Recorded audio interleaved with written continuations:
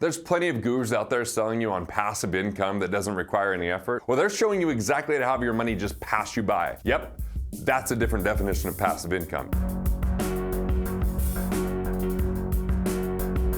It isn't as passive as you've been told or sold, and it's actually costing you a fortune. See, there are ways to create cash flow and recurring revenue and have money come in without you having to do work daily, but how you actually create that, how you get there, well, that's where the biggest mistakes are made. Mistakes that rob wealth and ultimately lead to bitterness. So, regardless of how much money you have or don't have, regardless of where you're starting, you can actually create economic independence and cash flow, but not if you treat it completely passively. We've been lied to and manipulated by people that want to separate us from our money, right? The story goes like this. Just get into this real estate fund or this investment fund, or just put your money into this with a highly intelligent, great manager with this great track record. And they've been doing this for so long, and whatever that story is, and then you're just led to believe you're going to be rich. But if there were something that magical out there, wouldn't we all be rich by now? Wouldn't we all want to own it? There isn't some magic investment, just like there's no magic pill that will do the workout for you if you want to get fit, or get you good rest for you, or eat well for you, or lower your stress permanently and just create the ideal life. That doesn't happen in finance either. We give up our financial freedom to people who make these promises that they just can't keep, that the investment world isn't designed to keep. The reason they're not designed to keep it is, well, they just want to get your money and make money on your money.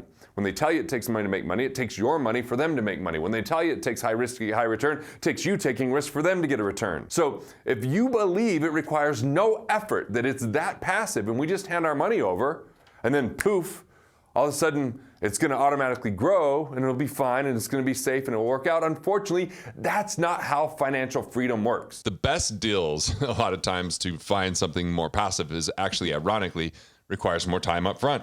It's more active up front to create something that's more passive, but to think that it's going to be truly 100% passive is such a rare find. Right. This notion of mailbox money, this notion of, oh, it's just going to work out. Like, sure, do those circumstances exist? Yes, but they're few and far between. I feel like if you don't manage it or monitor it, you're not going to maintain it.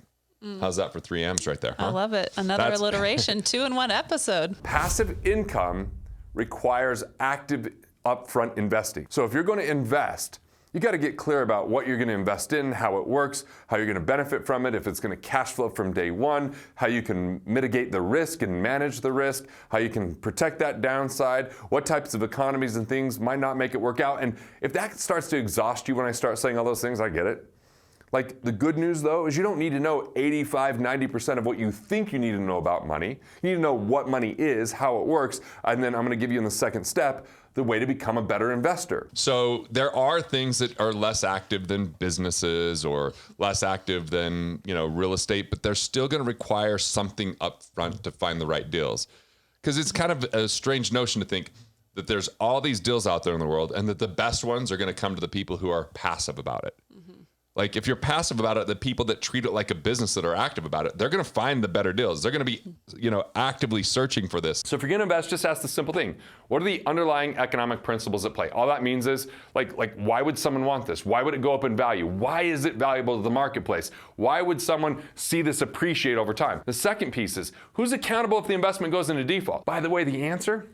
It's you. It's you. You got to make sure when you're allocating, it makes sense. The third thing, is the value proposition clear to you? And can you describe the value proposition of the investment? So that's just the basics of why it would work, how it would work, and how you benefit, how the marketplace benefits, and how whoever you invest the money with benefits. If you get clear about that, that's the value proposition. Fourth, is this investment a one-time opportunity, meaning you got to act now opportunity, or does it offer ongoing systems and possibilities for wealth creation? Does it create recurring revenue because you spent time up front? These are some of the things that are really important. And the next piece is, what reason other than rate of return would you invest in the investment? See, when we get caught up in rate of return, right now we might get super excited about gold and silver because it's running up, or cryptocurrency because it's doing better. But what if you don't understand why that would go up, or when to get out, or how that works, or what's really going on? So I want to look beyond just rate of return and say, what's your investor DNA? How do you relate to that investment? And just a few yes or no questions are going to help you out with this, which is, do you understand the investment adequately to make your own decision? If not, you're not ready to invest in that. Is there a way to insure or protect the investment? Yes or no? Like, Banks, when you get a loan from them, they're usually protecting it with anything from the collateral of a car or a home or down payment or mortgage insurance. There's a number of things. How do you protect the downside? And then finally, do you know the people involved in generating the return for the investment? If you don't, then that might be too speculative. So if you want to create more passive income, ask these questions, become a better investor, do better due diligence. Because if you want to have a better situation, passive income is only going to come to you if you're active up front. Otherwise, it's going to pass you by if you think it means handing money over to advisors that are no more than salespeople. If you're looking for passive income, what I'm saying is look at a lot of deals up front. Look at deals that make sense based upon who you are and who you know and what deals they can bring you. And don't try to get good at everything because that's a recipe for disaster. Get good at just one or a few things. You've got to know what to invest in and spend time searching for the things that are right for you, that you understand, that are part of your investor DNA.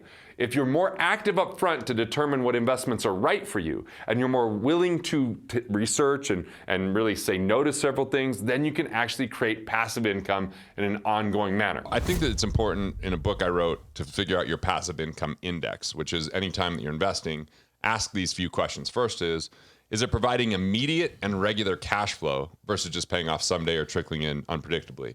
And you can even rank this. You could say, well, on a scale of 0 to 5. 5 is it's definitely regular.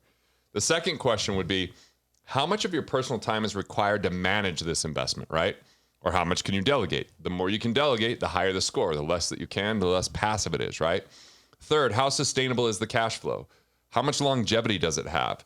There's some things that might be temporary cash flow, but then it goes away. So the higher the score, the more sustainable it is. Fourth, can you manage the investment from anywhere in the world? Is it something you can do from a phone or a laptop? And then 5, does the cash flow have the ability to increase over time? So why would you generate a return on investment? When you're allocating money, ask that question. How does the investment work and perform? How do you know if it's going to work or not work? Why do you have the opportunity over someone else with that type of investment? Is the opportunity long-term or is it short-term? These are the questions that if you ask will help you to become a better investor, to be more active up front. Ask how much of your involvement is required to make that investment work.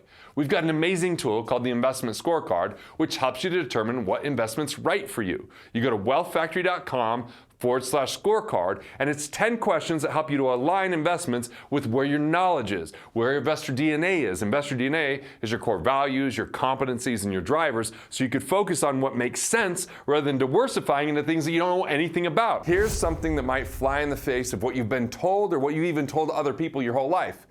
The third piece to create more passive income and to overcome the notion of just handing your money over and losing it is to learn how to focus rather than diversify. Diversification is really something that when someone becomes economically independent, they can use. Economic independence is having assets create enough cash flow to cover your basic expenses. When you get to that point and you're going, well, I have more cash to invest, you might start investing in something else, but not if it's not aligned with your investor DNA. You might invest into another asset class because now you've got time to invest more knowledge and invest more time and build the type of team there. So look, when people are crazy rich, they've got to diversify because they've got more money than maybe one category is really going to be serving them best. And it's a great way to preserve wealth, but it's not a good way to grow wealth. So important if you're going to focus instead of diversify, because diversification becomes diversification, is you build your foundation.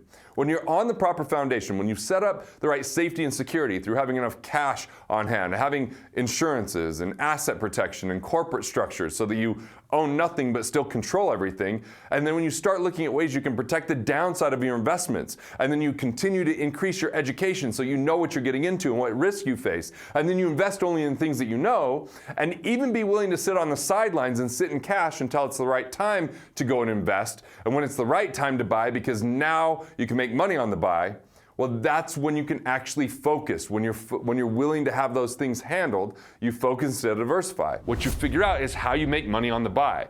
During chaotic, times, economic recessions and depressions, there's people that are distressed that need a bailout, that need help. Now, it's not the government that can bail them out. It's you if you have the cash, you if you have the knowledge, and you can help them out so they don't lose everything. There are funds in real estate. There's hard money lending funds. There's tax liens. Why don't we just start with tax lien certificates?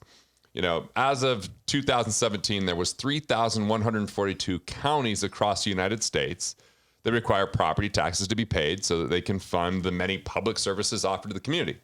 Property taxes are a major source of revenue for these, counties. So if property owners fail to pay their property taxes, then there's a financial shortfall of revenue for the county, which will have an adverse effect on the community. So when a property owner becomes delinquent on their property taxes, then the city or county in which the property is located can place a lien on the property. This lien is a legal claim against the property for unpaid amount that is owed, right? So a property with a lien attached to it can't be sold or refinanced until the taxes are paid and the lien is removed. This is known as a tax lien. It's a certificate as a first position lien on real estate. In other words, it's the obligation to pay property taxes before any of the other debts are paid. So that tax lien certificate is created by a municipality and reflects the amount that is owed on the property tax plus any interest and penalties due. So these certificates are auctioned off to investors. Tax liens can be purchased for as little as a few $100s, can be as high as hundreds of thousands of dollars. They can be purchased on residential or commercial properties or even undeveloped land. Investors buy them because property owners must pay off the lien with interest in order to remove the lien. That interest goes to the investors who would have purchased the liens, right? So in other words, the tax liens, they come with legally mandated returns. They're amongst the safest and highest yielding investments that you find for small amounts of investment. But there's people that do this full time, and this is their profession. And so a lot of times they're going to get the best deals. So these can pay annualized interest rates that are 12%, 18%, or in some circumstances, 36% per year. But you have to kind of know what you're doing. And thinking of how much interest your savings account is paying you right now, this seems like it might be a viable option, but you have to make sure it's part of investor DNA. It's something you truly understand. So you don't have to settle for kind of the measly returns that are out there in financial institutions, and you can start to look at some of these other opportunities. And you might even end up with a property if you begin a foreclosure process, right?